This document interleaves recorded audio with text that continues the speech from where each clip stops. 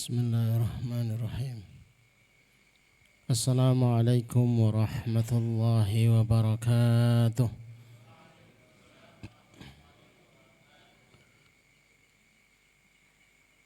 Alhamdulillahi rabbil alamin.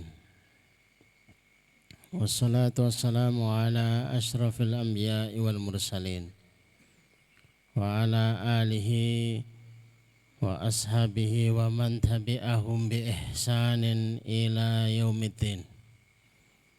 Asyhadu an la ilaha illallah wahdahu la syarikalah wa asyhadu anna Muhammadan abduhu wa nabiyuhu wa rasuluh la nabiyya wa la rasula ba'dah. Allahumma asrah sudurana wa tazawwas an sayyiatina wahab lana fahmal anbiya'i wal mursalin wahab lana fahmas salafus salih. Allahumma anfa'na bima 'allamtana wa 'allimna ma yanfa'una wa zidna ilman wa na'udzu billahi min ahwali ahli nar. Allahumma la sahla illa ma ja'altahu sahla wa anta tas'alul hazna idza syi'ta sahla. Rabbi shrah li sadri wa yassir li amri wahlul 'uqdatam min lisani yafqahu qawli. Rabbi zidni ilma. Subhanaka la ilma lana illa ma 'allamtana innaka antal alimul hakim. Rabbana atina min ladunka rahmah wa hayyi' lana min amrina rasyada. Amma ba'd, Bapak Ibu jamaah yang semoga dirahmati Allah, semoga diberkahi oleh Allah dan semoga diridhoi oleh Allah Subhanahu wa taala. Alhamdulillah, pada kesempatan malam hari ini kita dimampukan, disehatkan, diberikan kesempatan dan diistiqomahkan dalam kebenaran. Harga yang begitu mahal, bahwa dahulunya ada 7 pemuda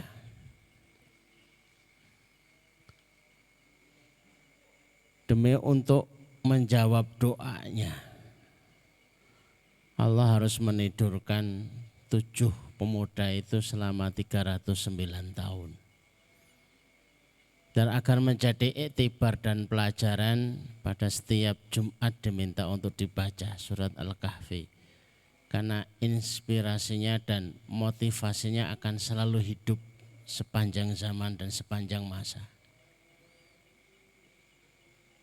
Bahwa demi hambanya yang beriman, kalau sudah mulai meminta kepada Allah tidak tanggung-tanggung.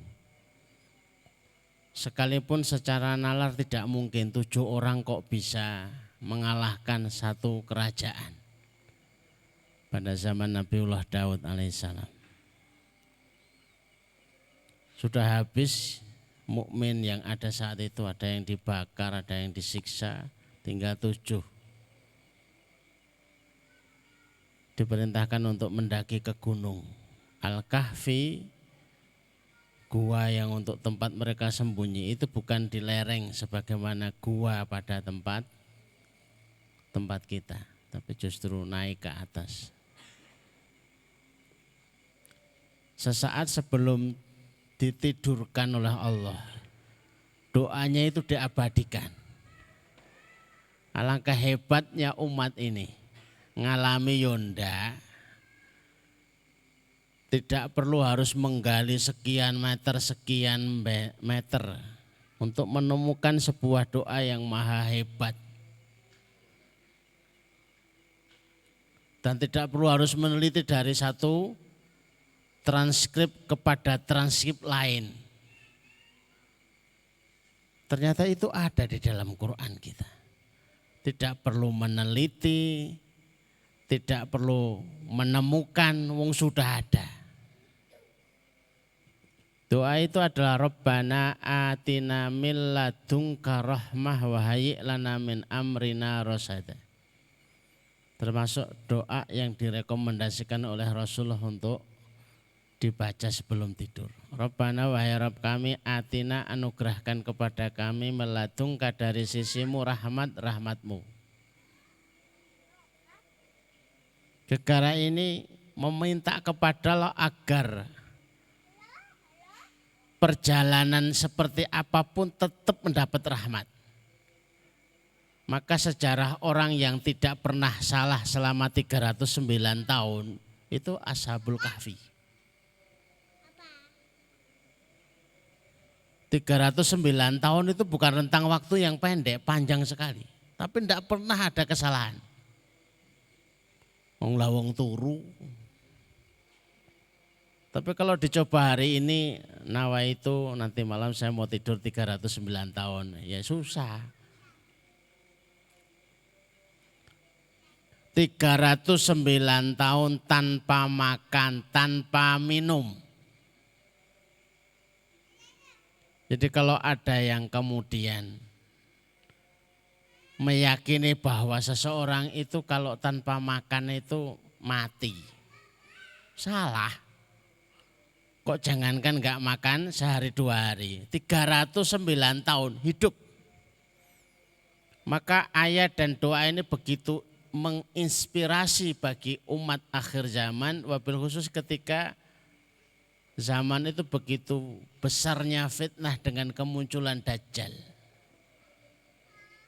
Ternyata inspirasinya Allah yang dia ibadahi, Allah yang ia taati itu mampu menghidupkan apa yang oleh nalar itu tidak bisa untuk dihidupkan. Inspirasi daripada Ashabul Kahfi, kalau itu terus dijaga, dimaknai, maka akan terus terjaga. Bapak Ibu yang dirahmati Allah, tempat yang kedua bersemayamnya tawakal setelah yang pertama intolatum an-nasra wal faraj fatawakkalu alaih. Kapanpun butuh pertolongan, kapanpun butuh solusi, tawakallah kepada Allah. Bertawakallah, bersandarlah kepada perintah-perintah Allah. Yang kedua, idza a'radta an a'daika falyakun rafiquka tawakkal. Kalau kamu harus berpaling dari musuh-musuhmu, kalau keadaan itu harus membuat kita itu terpisah dari jalan teman-teman yang dahulunya itu begitu hebat mensupport kehidupan kita. Tapi karena enggak mungkin membersamai mereka karena jalannya sudah berbeda, prinsipnya sudah berbeda, ya tetaplah berada di jalan Allah. Adapun kehilangan 1, 2, obatilah dengan tawakal. Apapun yang hilang, obatnya itu tawakal. Maka tawakal itu obat move on paling hebat. Apakah yang hilang itu harta, yang hilang itu pekerjaan, yang hilang itu adalah tabungan, yang hilang itu adalah pasangan, yang hilang itu adalah keturunan, yang hilang itu adalah calon. Fatawakkalu, faja'a rafiqukallah, jadikan yang selalu menemani dan menghiburnya itu adalah tawakalnya. Fa'arid anhum wa tawakkal 'ala Allah wa kafa billahi wakila. Kalau kamu harus berpaling dari mereka, berpalinglah. Dan bertawakallah kepada Allah, jadikan Allah itu sebagai wakil. Ya sibuk dia tilawatil Qur'annya, sibuk dia dengan qiyamul lailnya, sibuk dia dengan la haula wala quwatanya illa billah, sibuk ia dengan doa-doanya, sibuk dia dengan duhanya, sibuk dengan amal soleh yang lain. Ketika seseorang itu sudah ditinggalkan beberapa potensi-potensi kehidupan, tapi justru jauh dari Allah, sesungguhnya ia sedang mendekati masalah demi masalah. Masalah itu paling mudah untuk didefinisikan bukan hilangnya teman, bukan hilangnya pekerjaan, bukan hilangnya potensi, bukan habisnya tabungan. Masalah itu sesungguhnya adalah jauh dari Allah Azza wa Jalla. Kalau hamba Allah itu dekat dengan Allah, apa yang menjadi persoalan? Tinggal ia mengambil 2 rakaatnya, tinggal mengangkat tangannya, kemudian tinggal ia berdoa, dan berdoa. 2 rakaat belum terijabah, diambil lagi 2 rakaat, belum terijabah, diambil lagi 2 rakaat, belum terijabah. Sungguh 2 rakaat itu jikalau ditegakkan dengan sepenuh kekhusyukan, banjirnya Nabi Nuh saja itu bisa dicegah. Banjir Nabi Nuh itu seluruh dunia, di mana di atas gunung paling tinggi, di tafsir Ibnu Katsir diceritakan itu tingginya 150 hasta. 150 meter di atas gunung puncak paling tinggi, itu banjir Nabi Nuh. Itu andai kata mau ditahan pakai itu, bisa. Maka ada sahabat Rasulullah Shallallahu Alaihi Wasallam yang ceritakan di dalam Ad-Da' wa Dawa, kitabnya Ibnul Qayyim al-Jauzi. Melakukan safar dagang, pulang dari dagangnya dicegat perampok. Serahkan seluruh harta. Diserahkan. Sahabat Ansor ini. Begitu sudah diserahkan, permintaan perampok itu naik yang kedua. Kamu saya akan bunuh. Loh, lawang harta sudah diminta, ngapain harus dibunuh juga? Perampoknya ya ngeyel. Oh saya itu perampok, kamu itu dirampok, sudah manut baik. Akhirnya kalau memang saya harus dibunuh, izinkan saya mau sholat 2 rakaat. Pikirnya perampok, alah paling cuma sebentar sholat 2 rakaat. Ternyata agak lama. Pada sujud yang terakhirnya itu dibacalah doa setelah bacaan sujudnya. Ya Wadud, Ya Wadud, Ya Dzal Arsyil Majid, Fa'alun lima yurid. Doa ini khusus. Kami tidak bacakan lengkap, kami kalau dipraktekkan nanti repot.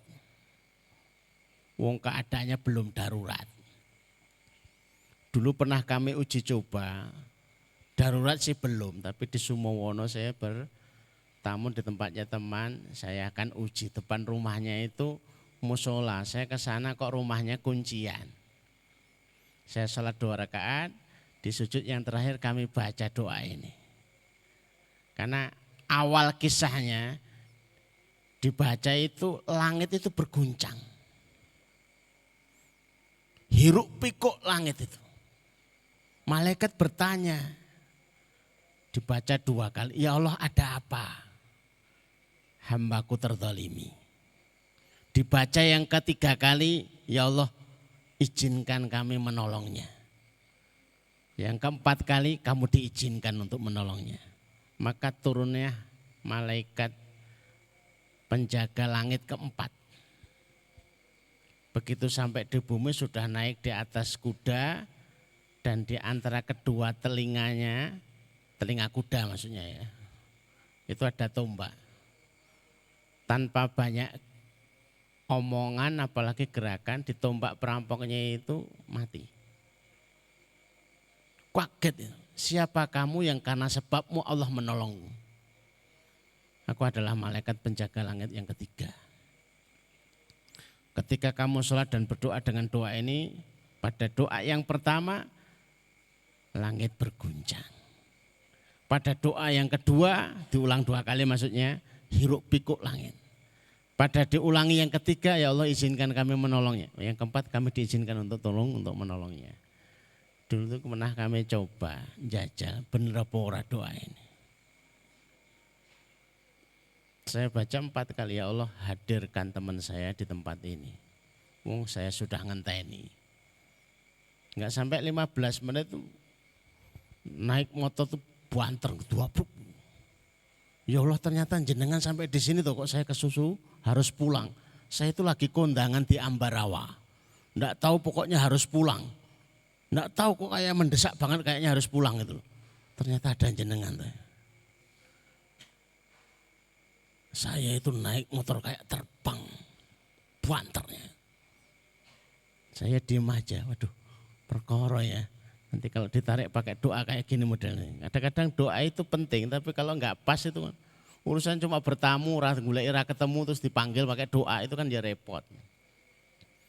Tapi kalau sahabat Al-Ansor ini tadi itu yang dirampok seperti itu jadi solusi.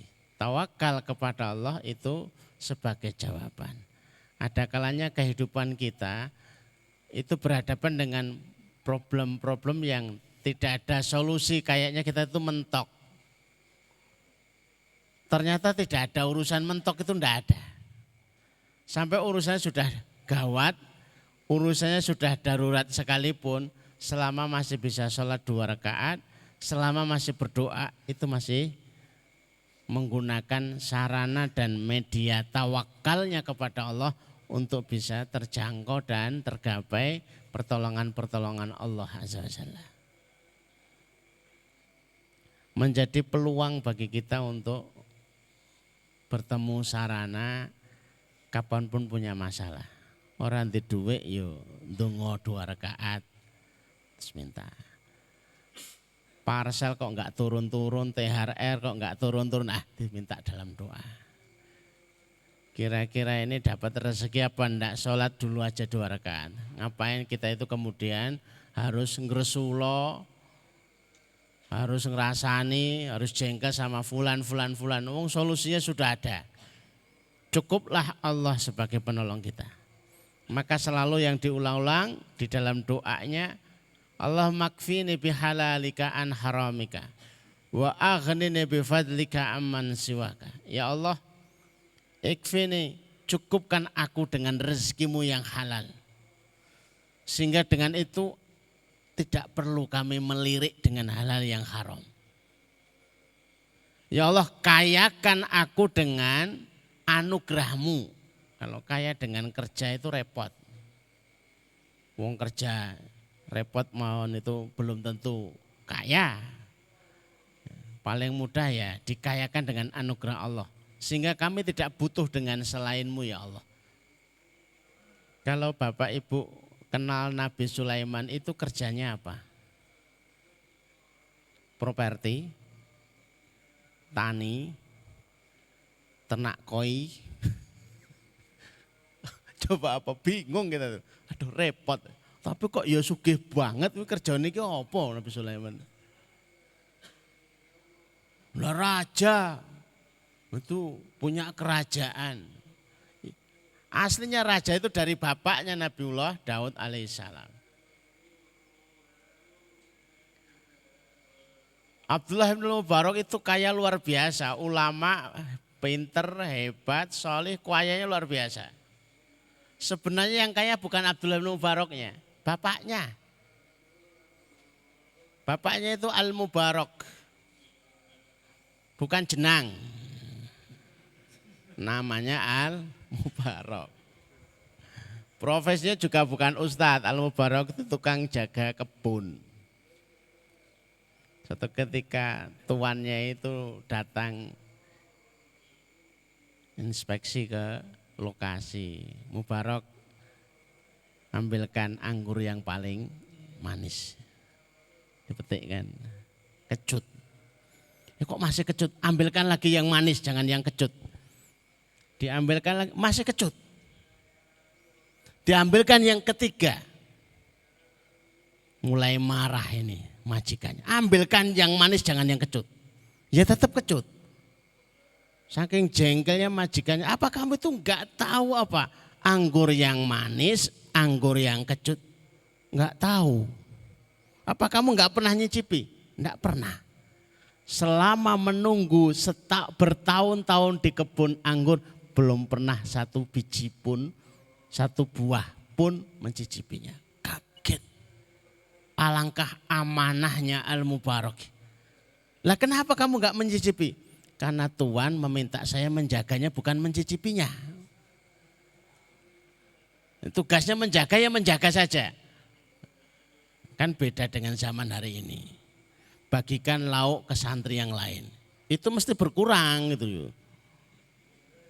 Titik. Loh kok entek. Tugasnya itu cuma bagi tok, enggak nyicipi. Ini kan otomatis. Itu Al-Mubarak. Lah, majikannya punya putri. Kamu mau menikah dengan putrinya? Ya mau. Kok enggak disurvei dulu? Kok enggak dinadhor dulu? Kok enggak dita'aruf dulu ceritanya dalam? Lah ngapain dita'arufkan? Wong jelas-jelas wong dia itu putrinya majikannya yang ngerti tiap hari. Ternyata putri tunggal. Mewarisi kebunnya, mewarisi semua hartanya. Punya anak dikasih nama Abdullah. Itu muasal Abdullah Ibnu Mubarak itu ya ulama, tapi kayanya luar biasa karena ya warisannya terlalu banyak. Ini kan tidak perlu butuh kerja ya. Tapi kalau kita motifnya, modus, ya lain lagi ceritanya. Cari-cari kira-kira siapa yang bapak, anak tunggal, sugih, wah perkara. Itu modus itu. Asal kita itu punya muatan takwa itu Masya Allah. Ini lebih aneh lagi tuh Imam Syafi'i itu. Bapaknya Imam Syafi'i itu namanya Idris. Maka Imam Syafi'i namanya Muhammad bin Idris. Amalan favoritnya Idris itu puasa. Puasa Daud hingga satu ketika memang tidak punya yang untuk buka. Akhirnya mendekati sungai. Sungai itu kan menyediakan buka puasa yang melimpah. Ya, air sungai maksudnya. Begitu mau buka, tiba-tiba ada buah yang hanyut. Namanya orang puasa kadang-kadang itu mulai hilang akal. Kalau enggak hati-hati itu. Maka hati-hati yang itikaf. Ya. Orang yang kalau buka puasa kadang-kadang itu hilang akal gitu ya. Makannya tempe tapi membayangkannya sate. Ya kan mulai kehilangan akal dia itu ya. Yang hanyut itu apel, langsung aja ditelan gitu aja. Begitu sudah selesai buka puasanya baru, ya Allah, lah ini apel punya siapa? Aneh Idris itu. Sepanjang sungai itu diturut. Kira-kira ketemu kebun yang menjorok ke sungai, kayaknya ini pohon apelnya menjorok ke sungai. Maka ditembung, Tuhan minta dihalalkan satu buah apel yang kemakan waktu buka puasa. Sepertinya dari pohon ini karena menjorok ke sungai. Yang punya kebun ya aneh, kok masih ada pemuda model kayak begini gara-gara apel. Sementara zaman kita kerupuk gigal ditunggu sailangnya dari pelok. Ben, gak usah ngaku. Akhirnya yang punya kebun itu yang ngerjain juga. Saya akan halalkan dengan 2 syarat. 1, kamu kerja di kebun saya 2 tahun. Coba itu yang pemuda-pemuda yang aku muda. Wantun apa mboten? Kerja 2 tahun ora dibayar loh ya. Wis ora kerja ning bisa wae dadi iki karyawan. 2 tahun rasa dibayar. Asalkan dihalalkan 1 buah apel. Nanti kan jawabannya ora dihalalkan apa-apa. 2 tahun. Syarat yang kedua, kamu harus menikahi putrinya. Loh. Gara-gara apel nemu apa dadak nikahi putrinya itu loh. Tanpa seleksi, tanpa harus dilihat dulu. Tapi memang bapaknya Imam Syafi'i itu istimewa. Wong calon putranya juga istimewa. Ya dijawab siap, kerja 2 tahun siap. Harus menikahi putrinya siap. Bapak yang punya kebun cerita, tapi kamu perlu ngerti putri saya itu 1 buta, 2 tuli, 3 itu bahasanya apa yang jalannya itu sempor apa gitu ya. Ini kan sudah tidak ada istimewanya. Itu pemuda hari itu, pemuda hari ini dengar pertama duh istimewanya terus piye, pincang kalau salah itu. Buta, tuli, pincang. Dekat kita itu ada abata, tunarungu. Apa ada yang lamar? Enggak ada. Wah ngeri. Berat, belum ada. Belum dapat cerita, belum pernah dapat undangan. Walimatul urus dari santri abata, tunarungu. Apalagi kok tunarungu. Kalau tunarungu berarti biasanya mesti tunawicara. Ora krungu, ya ora ngomong, enggak melihat, pincang lagi, sempurna pokoknya. Gendang-gendong rono rene gitu ya. Tapi ya wis. Nah yang punya kebun kan begitu disanggupi ya tanpa menunggu panjang langsung diundang orang lain, kamu jadi saksinya langsung dinikahkan. Angkah tuka. Cuma seharusnya begitu, kalau menikahkan jangan lama-lama. Begitu sudah qabil tuh nikah, silakan dilihat mas. Calon istri, apa sudah jadi istrinya. Begitu masuk ke rumahnya itu kaget gitu. Jenggelak keluar lagi. Katanya buta, mas. Kok delok. Salam dijawab. Katanya tuli, masuk kamu. Udah jadi suaminya, salahnya nompo. Baru dijelaskan. Saya itu tuli karena tidak pernah mendengar yang haram. Buta karena tidak pernah melihat yang haram. Bisu enggak pernah bicara yang haram. Dan pincang karena tidak pernah dipakai kakinya untuk ke tempat-tempat yang haram. Itu ibunya Al-Imam Syafi'i. Dan Al-Imam Syafi'i itu selama 2 tahun di dalam kandungan ibunya. Otomatis sudah hafidhah, enggak usah ditanyakan ini hafidhah apa enggak Ustaz. Lah wong apa tuh bisu tuli kok enggak hafidhah ya kebangetan. Jadi menghafalnya Imam Syafi'i itu sejak dalam kandungan. Coba bayangkan, lahir khatam. Lahir kok hafidhah ya seru. Masyaallah.